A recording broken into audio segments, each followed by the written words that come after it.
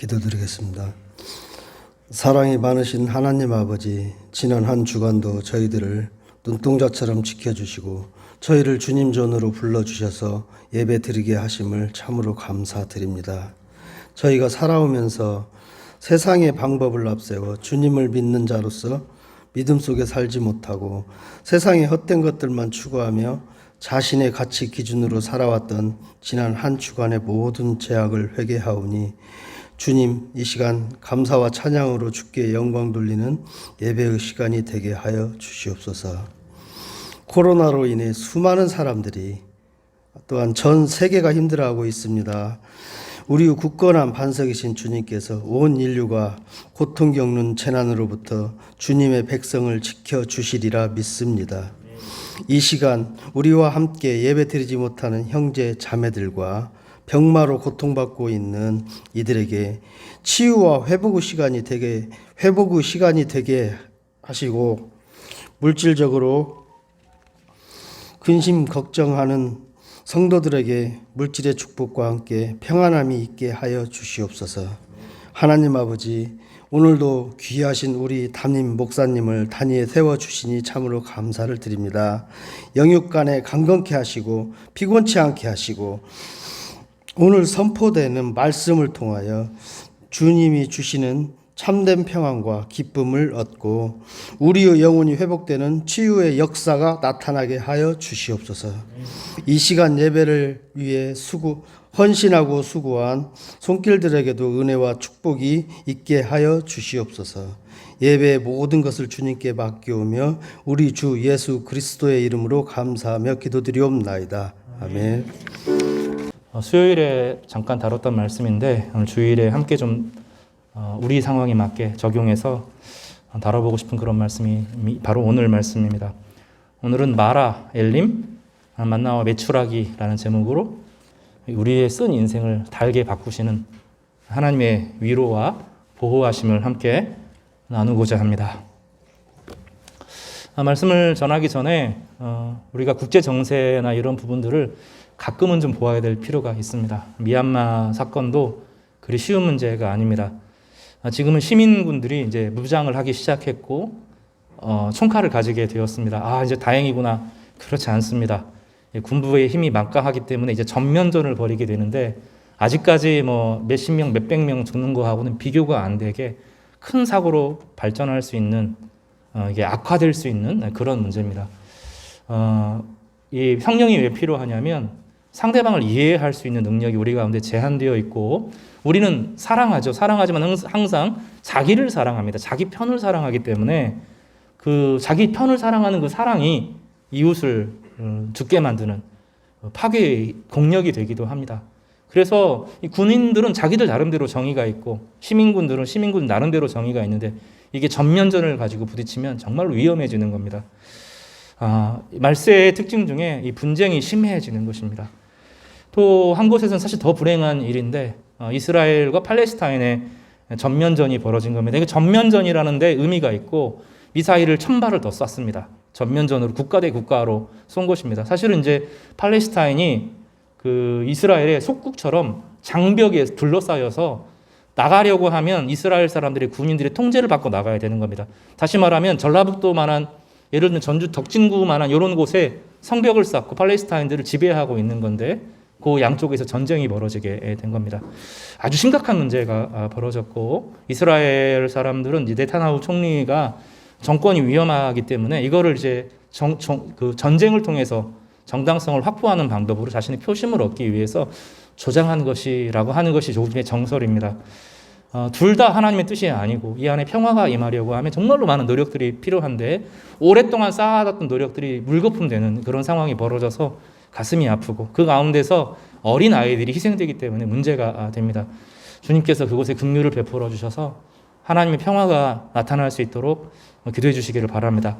정말로 마음을 다해서 주님의 주권을 이 시간에 보여달라고 기도해 주시는 우리 한 주간 되셨으면 좋겠습니다. 그것이 우리의 사명인 줄 믿으시고 주님의 뜻을 함께 구하는 저와 우리 성도님 되시기를 간절히 부탁드립니다. 좀 아멘으로 화답해 주시면 좋겠습니다. 오늘 이제 말씀을 좀 함께 나누겠습니다. 고속도로 여러분 다녀보셨죠? 절대 그런 일이 벌어지면 안 되는데 고속도로 이렇게 가다 보면 진입로에서 가끔 그런 거 보신 적 있으세요? 비상 깜빡이를 놓고 후진을 하는 차들 보신 적 있습니까? 그런 일이 없으시군요. 정말 위험천만입니다. 운전을 잘하는 사람들은 절대로 그렇게 안 합니다. 아직 운전이 서투르고 지금 여기로 들어오면 안 됐는데 내가 들어왔다 생각하니까 허둥지둥하면서 차를 뒤로 이제 후진을 해서 빼는 거죠. 이 비상 깜빡이를 켜도 그것은 위험천만한 행동입니다. 길을 지나치거나 잘못 들어왔을 때는 직진을 해야 됩니다. 그리고 다음 진입로에 간 후에 돌아와야 됩니다. 고속도로에서는 또 나가면 바로 또 회차하는 곳이 있어서 돌아올 수 있습니다. 아시겠죠? 여러분 다 운전하시기 때문에. 그런데 우리의 인생도 그렇습니다. 우리 인생 중에서 한 번 잘못 길을 들어섰다라는 생각이 들 때가 혹시 있으세요? 내가 그때 그 진로를 택하지 말았어야 되는데 이런 생각하기도 하고요. 결혼을 하고 나서 내가 그 사람 많았는데 하필 이런 생각이 들면서 그 길로 가지 말았어야 되는지 하고 물러야 되는 거 아닌가 이런 생각을 할 때도 있습니다. 예전에 한 말씀드렸지만 과거로 돌아갈 수 있다면 여러분 언제로 돌아가시겠습니까?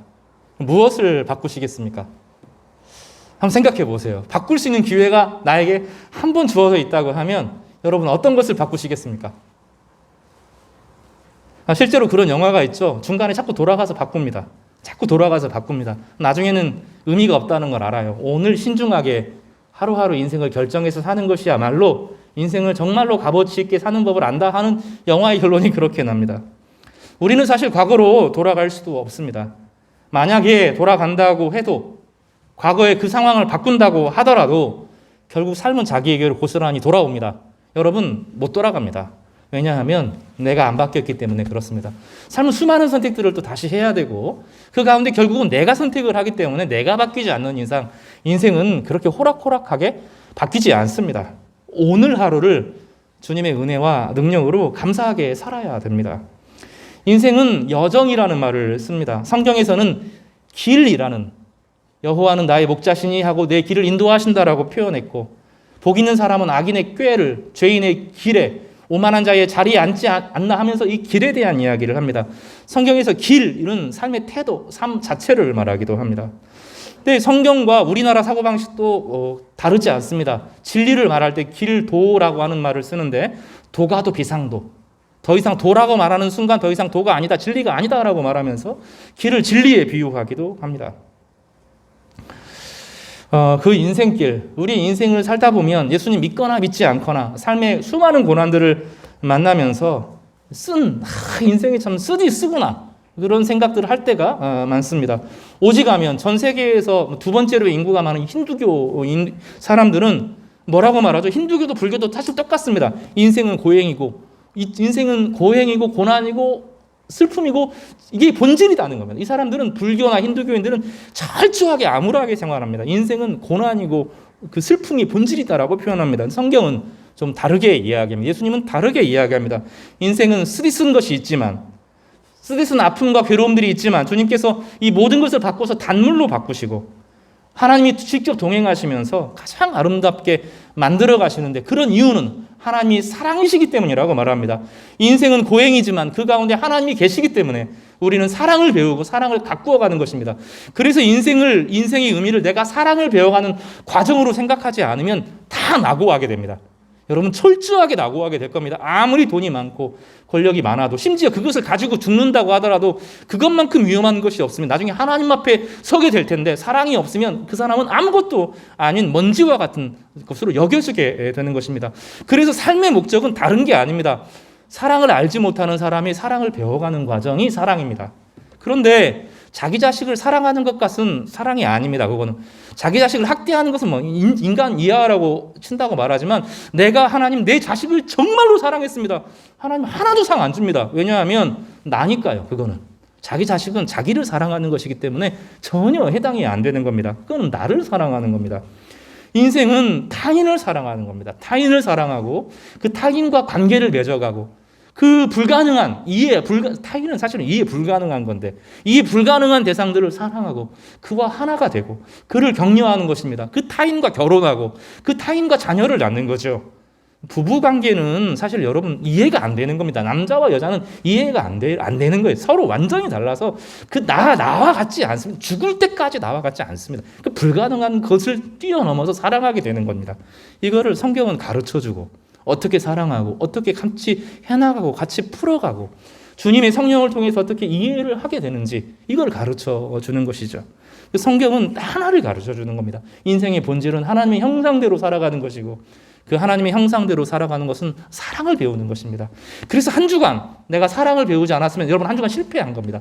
아무리 여러분 잘 살고 행복하고 마음이 즐겁고 막 그랬어도 여러분의 한 주간은 망한 겁니다. 내가 사랑을 조금씩 더 배워가고 조금 더 사랑을 풍성하게 배우고 하나님의 사랑을 이웃에 대한 사랑을 이해와 용납을 배웠으면 삶이 아무리 망가져 있어도 그건 성공한 인생입니다. 주님은 우리 인생 전체를 통해서 그 딱 하나 가르쳐 주는 것입니다. 그래서 요한일서 예수님의 사도 중에 그 최고의 사도가 나중에 말년에 요한 1, 2, 3서를 쓰면서 한마디 말을 남깁니다. 하나님은 사랑이시라. 우리가 하나님을 사랑한 것이 아니요 그가 우리를 사랑한 것이라 라고 말하면서 사랑에 대한 이야기를 하고 계시는 것입니다. 요즘에 제가 TV를 보면서 직접 보는 건 아닙니다. 모니터링을 좀 하면서 정말로 가슴이 아프고 힘든 몇 가지 장면들이 있습니다. 구체적으로 대상을 이야기하겠습니다. 빈센조라고 하는 드라마가 있습니다. 사람들 보면서 막 너무 열광하고 좋아했는데 아주 안 좋은 드라마입니다. 대기업 사장이나 이런 사람을 사이코패스로 그려놓고 그 사이코패스의 악을 징벌하기 위해서 마피아가 와서 정의로운 마피아가 와서 화살로 쏘아 죽이고 불로 태워 죽이고 막 이런 영화를 보면서 와 정의가 실현됐다고 말하는 폭력을 미워하는 것입니다. 또 모범 택시 이런 드라마도 있는 것 같아요. 법으로 안 되니까 복수를 해야 되는데 그 복수의 수준이 너무나 잔인해서 악이 악을 이뤄내는 것이죠. 성경은 좀 다르게 이야기합니다. 예수님이 그렇게 하실 수 있었으면 그렇게 했을 겁니다. 세상의 모든 악을 진멸하라고 하시면 예수님 십자가 지지 않고 불을 내려서 다 징벌했을 겁니다. 이 바리새인들, 사두개인들, 종교 장사꾼들 불에 태워 죽였을 겁니다.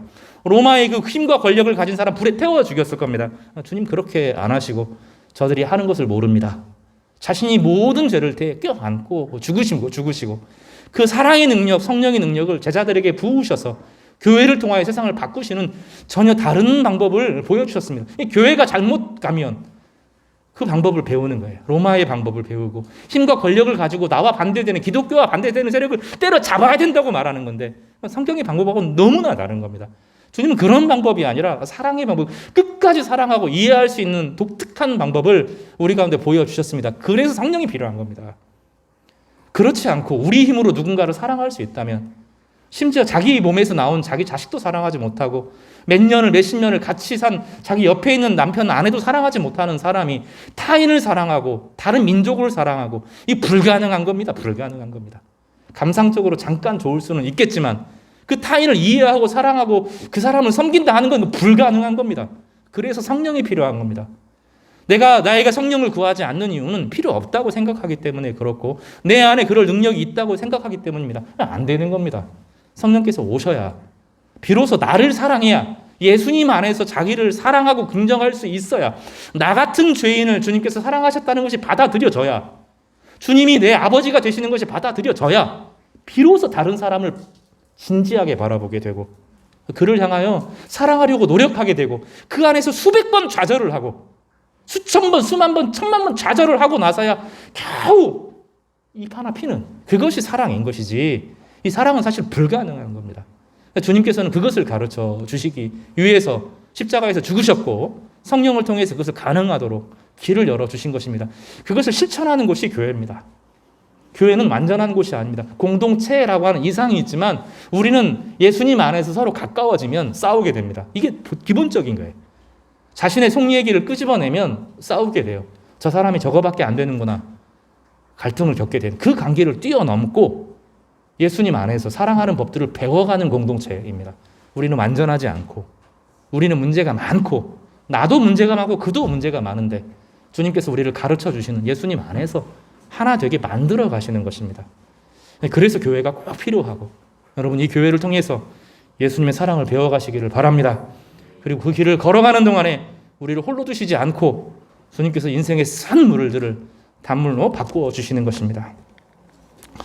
본문은 마라 사건에서부터 이야기가 시작됩니다. 마라 사건은 미리암의 노래 다음에 나옵니다. 이스라엘 백성들이 자유를 얻었어요. 애굽이 이집트입니다. 거기서 최강대국이 이들을 막 장악하려고 할 때 하나님이 홍해의 길을 여셔서 이스라엘 백성들이 그 길을 통과하게 되는 은혜를 경험했습니다. 물이 막 섰어요. 물이. 그 안에 막 물고기들이 다 있는데 물이 막 쫙 쓰면서 바람이 막 불면서 이 길이 고속도로가 마른 땅이 고속도로가 된 겁니다. 원래는 이 물을 다 퍼내고 나면 질척거려야 되는데 얼마나 강한 바람이 불었는지 이 강이 이 바다 안에 막 고속도로가 생기는, 그래서 쫙 걸어갈 수 있는 할렐루야를 부르면서 걸어갈 수 있는 찬양을 불렀습니다. 그리고 그들을 쫓아오는 하나님께서 막으려고 하는 게 그들을 진멸하는 것이 아니라 쫓아오던 사람들이 이 홍해 문이 갈라지는 바람에 자승자박되어서 죽게 되는, 그 가운데 이스라엘이 얼마나 기뻐했습니까? 우와, 주님께서 우리를 자유롭게 하셨구나 하고 막 기쁨의 은혜와 찬양을 막 부르고, 미리암이 소고를 치고 북을 치고 장구를 치고 할렐루야를 외치면서 막 기뻐하는 순간들이 막 지나왔습니다. 딱 사흘 지났습니다. 사흘. 먹을 게 떨어졌어요. 물이 없어요. 물이. 여기 보면 22절을 보면 이제 하나님의 은혜를 만끽했는데 수르 광야로 돌아가서 지나가는데 사흘 길을 걸었으나 물이 없어요. 물이. 3일 동안 물을 먹지 못하니 죽겠습니다. 그들이 한 행동이 무엇입니까? 하나님, 우리 물이 없습니다. 이렇게 말하면 되는데, 하나님, 우리에게 물을 주십시오라고 좀 구하든지, 10가지 재앙을 경험했고 홍해를 경험했는데, 이제 그러면 하나님이 우리 아버지신 것을 좀 믿고 주님 좀 도와주십시오 이렇게 구하면 되는데, 하나님을 향하여 말하지 않고 모세를 향하여서 원망을 합니다. 이제 15장 후반절과 16장을 이끌어가는 것은 원망입니다. 원망이라는 단어가 7번 혹은 8번이 나오는데 이스라엘이 원망했습니다. 원망으로 시작해서 원망으로 끝납니다. 물이 없으니까 당연히 원망하죠. 그러나 물이 없을 때 이 원망하는 것, 궁핍이 있어서 원망하는 것 당연하지만 그것을 하나님께 좀 기도하고 정직하게 이야기하는 건데, 하나님, 우리 가운데 이런 것이 없습니다. 도와달라고 말하면 되는데 말하지 않고 입에서 터져나오는 삶의 방식으로 원망합니다. 이들의 이런 태도들은 사실은 이집트에서 했던 태도입니다. 그들에게 물이 없고 힘들 때 시키는 대로 하는 거죠. 때리면 일하고 그리고 막 안 되면 막 원망하고 막 악군, 그 폭력을 행사하는 그 아주 악한 주인에게 행하는 것처럼 하나님에게도 똑같이 악한 주인에게 행하는 이 원망의 말을 쓰고 있습니다. 모세가 여호와께 부르짖습니다. 사랑하는 성도 여러분, 누군가는 부르짖어야 됩니다. 이럴 때 부르짖으시기를 바랍니다. 똑같아요. 이스라엘 백성들은 모세를 향하여 원망을 했는데 모세는 하나님을 향하여 부르짖습니다. 똑같은 표현인데, 똑같은 행동처럼 보이는데 정직하게 자신의 상황을 이야기하는 거예요. 우리가 이게 안 돼요. 이게 똑같은 것 같지만, 하나님 저 어려워요, 이게 안 돼요. 왜 인생이 이렇게 이렇게 말하는 거 하고, 하나님 왜 이렇게 인생이 고달픕니까? 이게 다른 거예요. 하나님께서 원하시는 것은 어려운 거 이야기하라는 거예요. 너 참으라고 말하는 게 아니에요. 성인 군자처럼, 믿음이 좋은 사람처럼 막 참고 견딜 수 있어 이렇게 말하는 게 아니고, 솔직하게 부르짖으라는 거예요. 전 저에게 성령이 필요합니다. 부르짖으시기를 바랍니다. 하나님, 제가 기도가 안 돼요. 부르짖으시기를 바랍니다. 제 안에 열정이 없어요. 부르짖으시기를 바랍니다. 하나님, 제가 속이 상합니다. 부르짖으시기를 바랍니다. 그게 기도입니다. 그게 기도. 하나님께서 어떻게 하실 거 생각하지 말고 부르짖으면 되는 거예요. 그러면 하나님께서 어떻게든 길을 열어주십니다. 모세를 향하여 하나님께서 응답하시죠. 뭐라고 하시냐면 나무 하나를 가리키시면서 물에 던지라고 말합니다. 물론 이 나무가 나중에 십자가를 상징한다 그렇게 말할 수 있겠지만, 주님께서 가시적으로 보여주시는 것이죠. 저거 던져라. 근데 하나님께서 놀랍게도 이 본문에서 이스라엘 백성들을 향하여 왜 원망해 이렇게 안 하셨다는 것을 주목해 보시기 바랍니다. 하나님께서 아셨어요. 저들이 구원을 경험하고 은혜로 나오긴 했지만 아직 하나님과 동행하는 것을 경험해 본 적은 없어요. 아직 믿음이 어리다는 것을 잘 아십니다. 그래서 뭐라고 안 하십니다. 우리가 주변에 신앙 성도들을 보면서 평가하잖아요. 저 사람 왜 저렇게밖에 못하나. 그런 소리 하지 마시기 바랍니다. 여러분이 당해보면 우리도 그렇게 잘 안 돼요. 하나님은 깊이 이해하시는 분이십니다. 그래서 이 쓴 물, 아주 쓴, 마라가 아주 쓰다는 뜻이거든요. 라라고 하는 단어가 이게 고통이란 단어거든요. 그 마가 붙으면 쓰다 그런 뜻입니다. 마라라고 하는 이 아주 쓰디 쓴 물을 하나님께서 단물로 바꿔주십니다. 그리고 이렇게 말씀하세요. 이게 중요해 봐야 되는데, 하나님께서 뭐라고 말씀하시냐면 25절 중반부를 보시기 바랍니다. 여호와께서 그들을 위하여 법도와 율례를 정하시고 그들을 시험하셔서 이르시되 너희가 너희 하나님 나 여호와의 말을 들어 순종하고 내가 보기에 의를 행하며 내 계명에 귀를 기울이며 내 모든 규례를 지키면 내가 모든 질병에서 애굽 사람에게 내린 모든 질병 중 하나도 너희에게 내리지 아니하게 할 거다. 여기서 이제 물론 생로병사에서 고통이 완전히 부시는데 이런 것이 아니라 애굽 사람에게 내린 재앙으로서의 진노는 안 내린다는 거예요. 물론 이런 건 아닙니다. 오늘 날씨가 막 되게 추워요. 바람이 쌩쌩 불고 몸이 안 좋은데 창문 활짝 열어놓고 났는데 나는 하나님 백성이니까 뭐 병이 안 걸린다 그런 거 아니에요. 음식 상한 것만 먹으면서 나는 병이 안 걸린다 그런 거 아니에요. 문제는 재앙으로서의 질병은 안 내린다는 거예요. 하나님께서 우리를 재앙으로서 질병은 안 내리겠다는 것이에요. 되게 중요한 말씀입니다. 무슨 얘기를 하냐면 삶의 고난과 어려움과 인생의 씀을 경험할 때 자기를 점검해 보라는 거예요. 점검해보고 주님 앞에 돌아가면 주님께서 우리를 보호하신다는 거예요. 우리의 인생에 고난들이 주어지는 많은 이유들 중에 하나는 우리를 시험하는 거예요. 우리가 원망과 불평과 교만과 방종과 게으름과 이 모든 것에서 인간은 몸을 가지고 있기 때문에 어쩔 수 없이 흔들릴 수밖에 없는데 그런 인생이잖아요. 우리가 아무리 하나님 백성인 것처럼 보이고 거룩해 보여도 여러분 수도 없이 흔들리잖아요. 한 주간 말씀 듣는 게 쉽나요? 한 주간 기도함으로 살아가는 게 쉽나요? 한 주간 우리의 마음속에서 막 별게 다 들어오잖아요. 우리의 마음은 그것 같아요. 문이 없는 집과 같아요. 우리의 마음은. 그냥 아무나 들어와요. 분노도 막 들어오고 미움도 들어오고 증오도 들어오고 뭐 TV 보면 욕망도 들어오고 막 게으름이 들어오고 그래서 막 우리 안에 내가 주인인 것처럼 보이는데 주인이 문이 없어요. 문이 없으니까 아무나 와가지고 막 사는 거예요. 여러분 만약에 여러분 집에 어떤 사람이 낯선 수염 긴 사람이 갑자기 와가지고 딱 앉아서 물 내놔라 막 이러면 기분 좋겠어요? 절대로 못하게 하고 2중 3중 다 하잖아요. 아파트 들어가려고 하면 1층에서부터 몇 호 눌러서 얼굴 봐야 들어갈 수 있잖아요. 그렇지 않아요? 그리고 집에 들어오면 거기서 또 문 눌러서 이 사람이 맞나 아닌가 확인하고 보내주잖아요. 우리 집은 그렇게 살면서 우리 마음의 문은 그냥 무방비예요. 원망이 들어오고 불평이 들어오고 저주가 들어오고 막 세상의 문화들이 들어오죠. 요즘에 TV 유튜브로 보니까 바로 눈으로 들어오잖아요. 옛날에는 책을 읽었는데 책이 아니라 눈으로 그냥 바로 들어오잖아요. 바로 들어와서 여기로 딱 맺힌다고요. 나를 막 조정하는 거죠. 생각이 단순해지고 막 흔들리는데 내가 주인인 것처럼 착각하죠. 그렇게 인생을 산다는 거예요. 그럴 때 어려움이 다가오면 하나님이 주시는 징계성이 막 저주가 아니라 내 삶에 어려움이 찾아오면 돌아보라는 거예요. 내가 하나님 말씀대로 살지 않는가 부분들을 점검해 보라는 거예요. 주님 앞에 간구하고 자세를 바로 하면 주님께서 그 부분들을 이 재앙은 아닙니다. 이거는 내가 잘못해서 하는 그런 것들 내 유혹들 이런 것들을 내가 했더라도 주님 앞에 돌이키면 이 마라에 쓴 물이 바뀐다는 거예요. 단물로 바뀐다는 거예요. 그 과정을 통해서 하나님의 살아계심을 경험한다는 거예요. 성도 여러분 이런 은혜가 있기를 바랍니다. 한 주간 돌아보셔야 돼요. 여러분 마음속에 내가 주님을 주인이라고 모시지 않으면 다른 것이 내 안에 주인 되는 거예요. 여러분의 마음에 파수꾼을 세우시기를 바라요. 아무 생각이나 들어오지 않도록 신중하게 유튜브 조심하십시오. 제가 여러 번 말씀드리지만 대단히 위험한 겁니다. 작은 화면으로 세상 전체를 보는 이 오만함이죠. 그렇게 하지 마세요. 책을 읽으시고 생각을 하고 묵상을 하고 걸으시고 꽃을 보고 나무를 보고 그렇게 하셔야 됩니다. 말씀을 깊이 좀 돌아보면서 그렇게 해도 마음이 잘 안 지켜지거든요. 근데 우리는 너무 무방비해요. 이럴 때 인생의 씀을 경험할 때 그리고 나서 주어지는 인생의 괴로움 내가 이거 하나님 주신 재앙이 아니라 만난 재앙들 앞에서 주님 앞에 돌이키면 주님께서 그 인생에 쓴 것을 단물로 바꿔주신다고 말씀하시는 거예요. 우리의 인생이 단물이 되기를 바랍니다. 여러분 그런 은혜를 함께 누리시는 복된 성도님 되시기를 간절히 바랍니다. 그리고 26절에 그렇게 말해요. 마지막 보면 애굽 사람에게 내린 모든 질병 이건 저주로서의 재앙은 안 내린다는 거예요.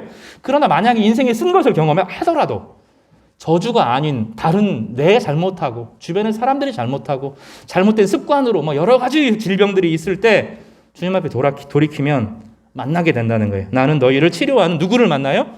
여호와를 만나게 된다는 거예요. 여러분 삶 가운데 이 여호와를 새롭게 만나는 축복이 있기를 간절히 바랍니다. 그리고 나서 그들이 걸었어요. 걸으니까 하나님께서 예비하신, 원망하지 않았더라면 참 좋았을 뻔했는데, 여기 보면 그들이 어디를 도착해요? 27절을 보겠습니다. 시작.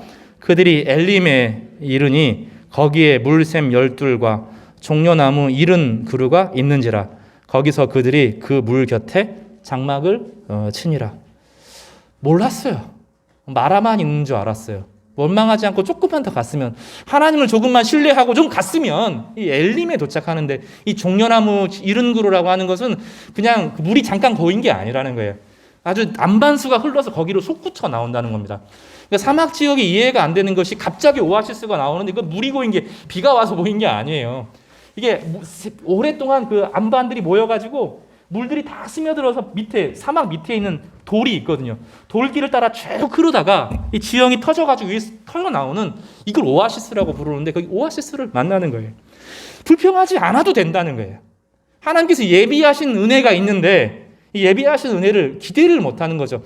늘 불평과 원망 안에 사로잡혀서 자신의 인생을 주도권을 가지고 살아보지 못했기 때문에 하나님께서 예비하시고 나의 아버지시라고 하는 확신이 없는 거예요. 그러니까 원망하다가 이런 어려움을 경험한 거죠. 그래서 이 엘림에 거하는 축복들을 만나게 될 겁니다. 여러분, 우리는 인생을 그 즐거움만 갖고 살 수 없어요. 참 힘들더라고요. 좋은 일만 생기는데 교만하지 않고 방종하지 않고 남에게 군림하지 않고, 그런 사람 본 적 없는 것 같아요.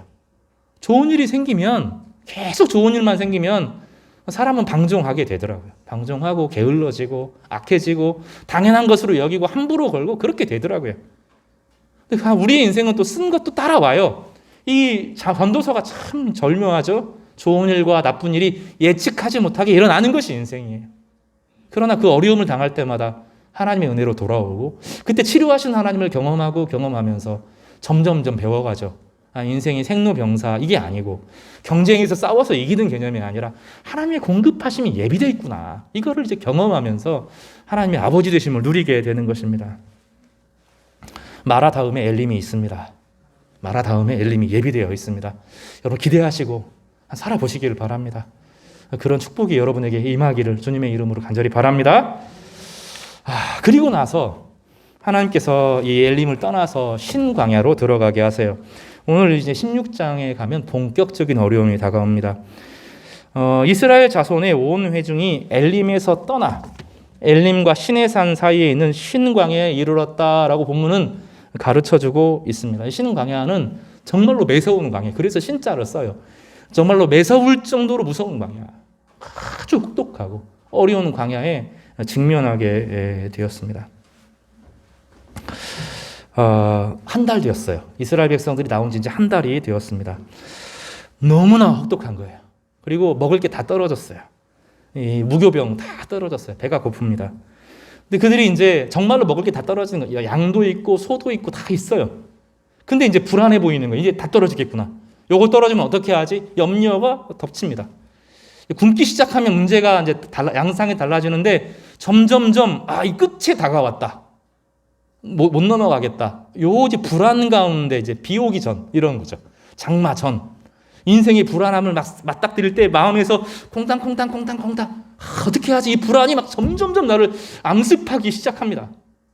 이제 진단받기 전, 내가 조직 검사 받고 나서 결과가 나오기 직전 막 이럴 때 점점 마음이 불안해지는 거예요. 이거 끝이다. 요거 떨어지면 큰일 나게, 이것이 막 생기는 거죠. 그들은 분명히 지금 뭘 경험했어요? 마라도 경험하고 엘림도 경험했어요. 근데 그들이 하는 방법은 뭘 못 배워요? 이들 정도 됐으면 이제 마라도 경험하고 엘림도 경험했으면 모세처럼 함께 쭉 이렇게 하면 되잖아요. 힘들어요. 어려워요. 이렇게 말할 수 있잖아요. 안 그래요. 뭐라고 말하죠? 원망합니다. 이 원망의 강도가 대단히 셌던 것 같아요.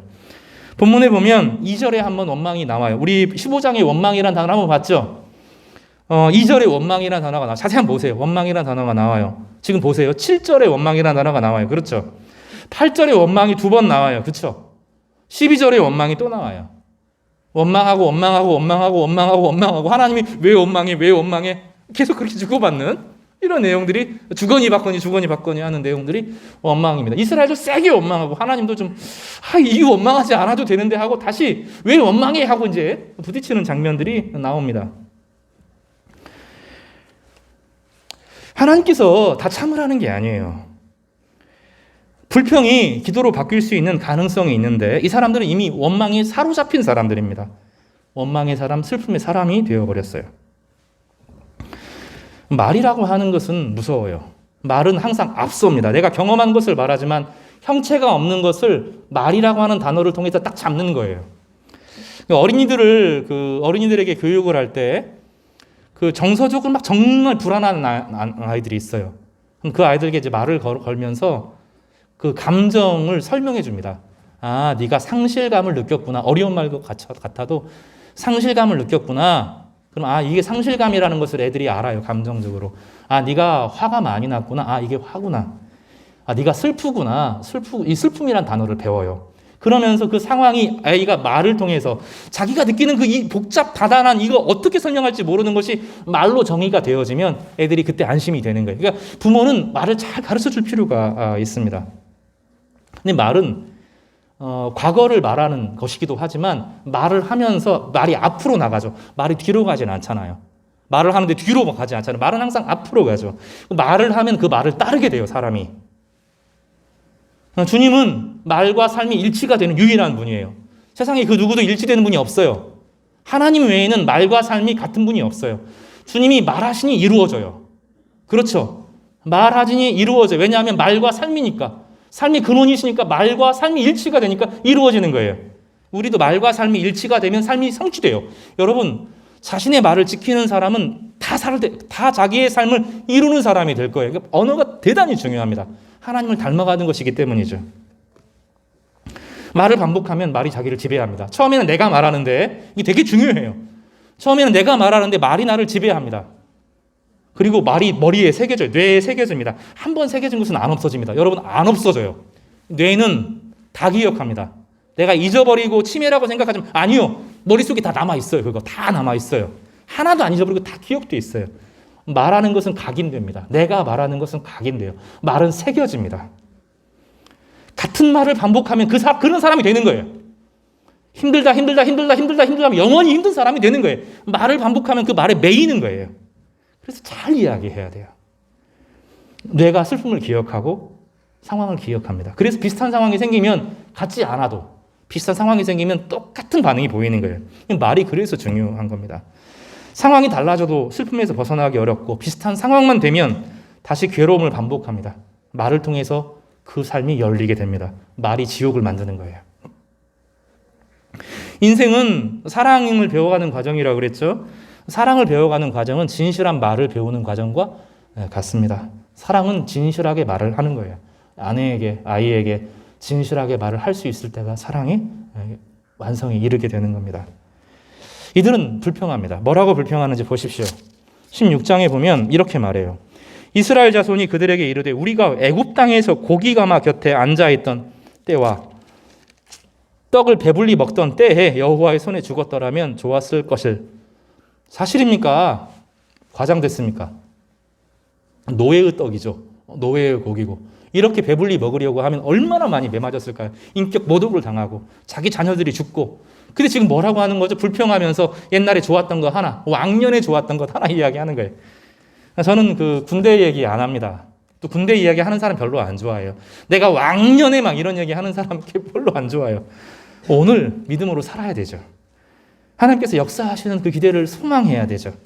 왕년에 좋았다는 거예요. 그 죄 짓고 살 때, 죄의 노예로 살 때가 좋았다는 거예요. 그때 최소한에 먹었다는 거예요. 우리가 고민이 뭐냐면 이 본문 15장과 16장에서 고민이 그냥 엘림에 좀 더 머물러 있으면 안 된다는 거예요. 분명 모세가 이스라엘 백성들을 데리고 신광야로 나오면 이런 일이 벌어질 거예요. 이런 일이 벌어질 것이고 중간 경유지죠. 근데 하나님은 그 중간 경유지를 원치 않았어요. 불평하더라도 이 과정을 통과해야 된다는 거예요. 우리의 본성이 완전히 드러나는 순간들을 경험하고 우리의 본성이 누군지를 다 드러나는 겁니다. 여러분, 별로 안 착해요. 상황을 맞닥뜨려 보면 우리의 본성이 드러나는데 아직 어려움을 안 만나봐서 그 사람이 잘 안 드러날 뿐이에요. 여러분도 그런 악한 상황에 처해지면 어떤 사람이 될지 몰라요. 환경 우리가 쉽게 이길 것처럼 보이지만 환경 이기는 거 쉽지 않더라고요. 하나님은 그런 줄 알면서도 이스라엘 백성들을 신광야로 몰아내셔요. 왜냐하면 엘림은 임시 경유지이기 때문에 그래요. 이게 되게 어려워요. 내가 여기에 계속 머무르고 내 인생을 살아도 되는 것인지, 아니면 한 단계 내가 하나님께서 원하시는 삶으로 나아가는데 잠깐 쉬어야 되는지를 구분하는데 오랜 시간이 걸려요. 하나님께서 몰아붙이시니까 이 엘림에서 떠나는 것이죠. 우리 인생에서 많은 사람들이 자신의 삶의 목적지에 가지 못하고 임시 경유지에서 살아요. 얄팍하게 산다고요. 근데 하나님께서는 이스라엘 백성들을 신광야로 몰아내시고 궁극적으로는 시내산까지 가야 된다는 거예요. 그러니까 이집트에서 이스라엘 백성들을 나오게 한 이유는 적당하게 머무르는 것이 아니라, 적당하게 하나님 백성으로 사는 것이 아니라 진짜 하나님 백성 되는 거. 예수님의 제자로서 살도록 우리를 요구하시는 거예요. 우리가 그거 모르면 여러분 계속 헤매게 될 거예요. 하나님이 우리를 시내산에 세우시고 예수 그리스도의 십자가에 세우시고 예수님의 제자로서 참된 사람으로 살아가실 것을 포기하지 않는 데 문제가 있어요. 적당하게 너 신앙생활에 이 정도면 잘하는 거야. 그러면 내버려 두시면 돼요. 하나님께서 그렇게 안 하시는 거죠. 진짜 제자로, 하나님의 형상으로, 하나님의 손에 붙잡힌만 된 사람으로 사용하기를 원하시는 열망을 안 포기하는 거예요. 그게 좀 안심이 되기도 해요. 여러분을 하나님께서, 우리는 문제는 미꾸라지 같아가지고 잡으면 빠져나가는 거죠. 하나님 나를 고귀하게 사용하실 것이다. 하나님이 예수 그리스도의 십자가의 은혜로 나를 변화시킬 것이다라는 기대와 소망이 있고 그것에 붙잡힌 바 되지 않으면, 완전히 붙잡힌 바 되기 전까지 우리는 계속 헤매게 될 거예요. 그리고 계속 헤매고 계속 이 고통을 가중하면서 인생을 살게 될 거예요. 하나님 끝까지 포기 안 하는 거죠. 이것을 우리는 하나님의 열심이라고 불러요. 하나님은 열심히 하시는 분이시거든요. 그래서 차라리 지금 돌이키는 게 좋아요. 주님, 저를 사용하여 주십시오. 주님의 십자가를 알게 해주십시오. 성령의 은혜를 부어주십시오. 내가 하나님의 영광을 알게 해주십시오. 그 백성답게 살게 해주십시오라고 간구하는 편이 훨씬 빨라요. 그렇지 않으면 야곱처럼 헤매게 될 거예요. 야곱이 그 오랜 시간을 다 돌이키고 나서야, 그리고 내 인생이 헛됐습니다. 나의 인생도 너무 험난했습니다. 이렇게 고백하잖아요. 이스라엘 백성들이 신광야에서 그 뼈저린 것을 경험하게 됩니다. 네, 하나님은 원망하지 마라. 이 정도로 이 본문에서 말씀하시고 징계하시지 않아요. 그리고 그들에게 만나를 주시고 메추라기를 주십니다. 참 놀랍죠. 하나님이 대단하신 분 같아요. 이스라엘 백성들은 아무것도 책임지지 않는 사람이었습니다. 그저 시키는 대로만 살았습니다. 불편하고 두려워도 자유를 따라서 책임하고 자기가 책임을 져야 되는데 결정하고 책임지지 않고 책임을 다른 사람에게 떠넘기는 이상한 삶을 살았던 거예요. 노예죠. 마치 신앙생활에 있는 것을 관중석에 지켜보는 것처럼 다른 사람의 신앙을 평가하지만 정작 자신은 아무것도 하지 않는 인생을 사는 거예요. 그리고 죄된 과거를 추억하고 멜랑콜리한 감정에 젖어 있으면서 왕년에 내가 잘 나갔던 때를 추억하고 살았습니다. 중요한 것은 주님께서 우리를 거룩하도록 부르시는 것이죠. 어려운데 참으라, 꼭 참아라, 왜 못 참는가, 이렇게 하는 게 아니라, 또 참으라는 얘기들이 대부분 힘 있는 자들이 약자들을 향해 참으라고 요구하잖아요. 우리도 하나님께서 그렇게 하시는 줄 알아요. 늘 우리는 이 세상에서 약자로 살면서 갑질 문화 속에서 살면서 그것을 마치 겸손으로 위장되어서 폭력을 자기가 수용하고 인생을 살았고, 힘을 가지고 나서는 다른 사람에게 자기도 모르는 사이에 폭력을 행사하는, 갑질을 행사하는 인생에 익숙한 사람들입니다. 주님은 불평하지 말라, 그런 의미가 아니라 믿음으로 반응하라고 요구하는 거예요. 믿음으로 반응하라고 하는 것은 잠언 3장 6절에 이렇게 정리합니다. 따라서 해볼까요? 너는 범사에 그를 인정하라. 다시요. 너는 범사에 그를 인정하라. 그리하면 내 길을 지도하시리라. 원망과 불평의 문제가 아니라 하나님을 인정하지 않는 게 문제였다는 거예요. 힘들어도 하나님 앞에 이야기하세요. 내 삶에 대해서 하나님이 개입할 수 있다. 그 과정에서 내 연약함이 드러나고 힘들지만 주님께서 이 문제를 바로잡으실 수 있다. 하나님 어떤 계획과 목적이 있다. 내가 아무리 잘못했어도 주님께서 바로잡으실 것이다. 이렇게 나아가는 거예요. 누가복음 7장 44절에서 주님께서 시몬에게 이런 얘기를 하세요. 그 여자를 돌아보시면 이제 예수님이 십자가를 지실 때 향유를 누가 깨트려서 예수님의 장사를 예비하는데 그것을 가지고 다른 사람들이 비난하니까 시몬에게 이렇게 말씀하십니다. 이 여자를 보느냐? 내가 내 집에 들어올 때 너는 내게 발을 씻을 물도 주지 아니하였으되 이 여자는 눈물로 내 발을 적시고 그 머리털로 닦았으며 인정했다는 거예요. 신앙생활이라고 하는 것은 인정하는 거예요. 하나님을 인정하는 거예요. 부모가 자녀에게 인정받지 못할 때 같이 있는데 무시당하면 마음이 상하겠죠. 학교 선생님이 학교 아이들을 가르치는데 스승날도 지나갔지만 아이들이 돈 받고 가르치잖아요. 이렇게 할 때 선생님이 자존감이 완전히 다 무너지겠죠. 인정하지 않는 거예요. 인정해달라는 거예요. 부모에 대한 인정, 교사에 대한 인정, 선에 대한 인정, 이 세상에 선이 역사한다는 기대, 아름다움에 대한 인정, 그것을 알아주고 지켜나가는 것, 함께 하시고 이끄시는 하나님에 대한 인정, 하나님을 알아봐주는 것, 하나님이 우리와 그동안 어떻게 동행하셨는지를 기억해내는 것, 이것을 하나님께서 바라셨다는 거예요. 그리고 그 하나님 앞에 지금 제가 어려운데 어떻게 해야 됩니까? 물어보라는 거예요. 힘들다고 하지 말라는 얘기가 아니라 무슨 도인처럼 굴라는 것이 아니라 나 이렇게 힘들어요. 하나님 제가 어떻게 할까요? 그 안에 씨름하고 기도의 시간을 밟고 답이 없어도 붙잡고 늘어지는 거죠. 그러다 보면 때로는 예스라고 때로는 더 기다리라고 이거는 이유가 있어서 하고 노라고 거절하시지만 정말로 하나님의 선하심을 경험하게 된다는 거예요. 그러면 하나님이 내 소유가 되고 하나님이 나를 소유하신다는 것을 알게 된다는 거예요. 그것을 레위기에서는 이렇게 표현합니다. 내가 거룩하니 너희도 거룩하라. 베드로전서 1장 15절에서는 오직 너희를 부르신 거룩한 이처럼 너희도 모든 행실에 거룩한 자가 되라. 레위기 11장 44절 나는 여호와 너희 하나님이라 내가 거룩하니 너희도 몸을 구별하여 거룩하게 하고 땅에 가는 길 짐승으로 말미암아 스스로 더럽히지 말라. 11장 45절 나는 너희의 하나님이 되려고 너희를 애굽 땅에서 인도하여 낸 여호와라. 내가 거룩하니 너희도 거룩할지어다. 베드로전서 1장 16절 기록되었으니 내가 거룩하니 너희도 거룩할지어다 하셨느니라. 베드로전서 2장 5절 너희도 산돌같이 신령한 집으로 세워지고 예수 그리스도로 말미암아 하나님이 기쁘게 받으실 신령한 제사를 드릴 거룩한 제사장이 될지니라. 이 거룩이라는 건 죄를 안 짓는다는 개념이 아니라 하나님의 소유가 되었다는 거예요. 제가 아내가 있는데 이 여자 저 여자 막 만나고 다니면 여러분 좋겠어요? 아니잖아요. 그거. 나는 아내의 소유가 되는 것이 아내에게 거룩한 거예요. 하나님과 우리 사이에 특별한 관계가 되는 것. 그래서 하나님의 성품을 함께 경험하는 것, 이것을 거룩이라고 쓰는 거예요. 이스라엘 백성들은 이 사랑과 거룩 나중에 보면 같아지는 건데 이집트에서 이들을 건지시고 시내산에 세우셔서 하나님 백성 되게 하고 그리고 나서 가나안 땅을 선물로 받는 거예요. 차지하는 게 아니라 선물로 가나안 땅을 받는 거예요. 이게 신앙의 원리입니다. 구약의 원리나 신약의 원리나 똑같아요. 말씀 정리하겠습니다.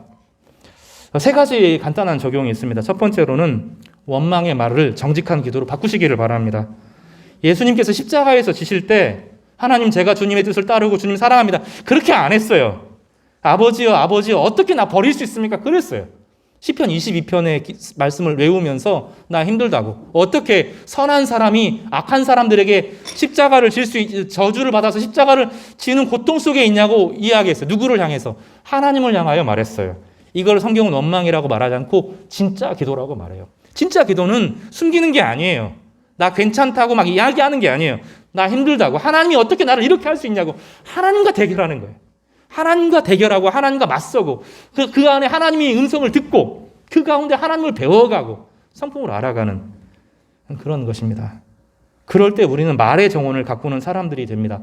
가꾸면 피어납니다. 말은 가꾸면 피어나요. 바다를 오염시키는 반절 이상이 바다 그물에 바다를 오염시키는 그 세상에 수많은 오염이 있잖아요.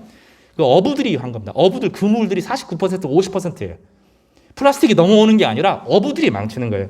그 바다를 망치는 건 우리죠. 우리가 어부들을 시켜서 어부들이 망치는 거예요. 스스로를 망치니 나중에 잡지를 못하는 거죠. 말을 가꾸지 않은 책임은 다 돌아옵니다. 여러분 되게 신중하게 생각하십시오. 말은 잘 가꿔야 됩니다. 시를 읽으라는 이유가 그거고 시편을 읽고 잠언을 읽으라는 이유가 그거예요. 말을 가꾸시길 바랍니다. 그 말대로 될 겁니다. 말대로 됩니다. 그래서 이 말이 하나님 앞에 정직한 기도로 올려지기를 바라고 그 가운데 참된 믿음을 배우면 하나님께서 그 기도에 응답하여 주실 거라고 성경은 약속하고 계십니다. 이 은혜에 충만하기를 바랍니다. 두 번째로는 믿음은 어렵다는 거예요. 여러분 나는 왜 믿음이 없을까? 여러분 그렇게 생각하잖아요. 원래 믿음이 어려워요. 이스라엘 백성들은 10가지 재앙을 경험했고 그렇죠? 홍해를 건넜어요. 마라를 걸림하고 엘림을 통과했어도 믿음이 부족했어요. 하나님과 동행하는 믿음은 아직 아니었어요. 믿음이라고 나중에 이제 다음 주에 좀 더 이야기하겠지만 믿음은 어느 아침에 생기는 게 아니에요. 이스라엘 백성들에게 믿음을 가르치기 위해서 매일매일 말씀 만나를 얻는 수고를 매일매일 하도록 했어요. 다음 주에 말씀 전하겠지만 밖으로 나가서 만나를 가져오는 것을 매일매일 했어야 됐어요. 그리고 말씀을 나가면 말씀이 주어졌어요. 나가면 만나가 있었어요. 그 만나를 먹음으로 살았어요. 이것을 통해서 뭘 가르쳐 주냐면 오늘 말씀을 열어야 돼요. 모든 성도는 아침마다 말씀을 열어야 돼요. 최소한 말씀을 봐야 돼요. 그러면 말씀에 순종하는 능력으로 하나님께서 공급해 주시는 거예요. 이거를 배워가는 거예요. 이거를. 어느 날 막 체험이 아니라 성도들은 매일매일 말씀을 펴야 돼요. 어제 피고 오늘 안 피면 안 돼요. 오늘 말씀을 묵상해야 돼요. 그 말씀에 순종함으로 하나님께서 선물로 주시는 거예요. 우리의 일상은.